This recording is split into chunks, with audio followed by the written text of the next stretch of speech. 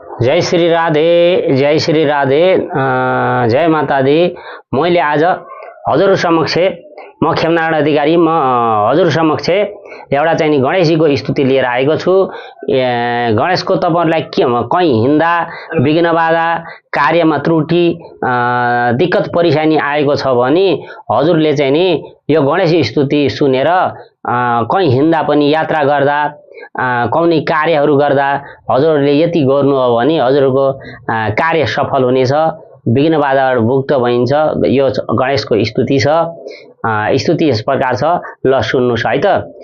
Om Narad watch प्रणम्य शीर्षा देवं गौरीपुत्रं विनायकं भक्तवासं ईश्वर नित्यं मायुकामर्थसिद्धये प्रथमं वक्रतुण्डं च एकदन्तं द्वितीयकं तृतीयं किरणिपिङ्गाक्षं गजभक्तं चतुर्दकं लम्बोदरं पंचमं च षष्ठं विकटमेव च सप्तमं विघ्नराजं च धूम्रवर्णं तथाष्टमं नवमं बालचन्द्रं च दशमं तु विनायकं एकादशं गणपतिं द्वादशं तु गजानन द्वैदशन्तानि निमानि तिर्ष्यन्यन् एपेशन्नर न च विघ्न भयं तस्य सर्वसिद्धिकरं पर्व विद्यार्थी लभते विद्यं धनार्थी लभते धनं पुत्रार्थी लभते पुत्रान् मोक्षार्थी लभते गतिं जपेत गणपतिं स्तोत्रं षड्वीर्मासै फलं लभेत् संवत्सरण या सिद्धि लभ्यते नात्र संशय अष्टमे वर्ण व्यास लिखित्वा समर्पयेत् तस्य विद्या भवत् सर्व गणेशस्य प्रसादत।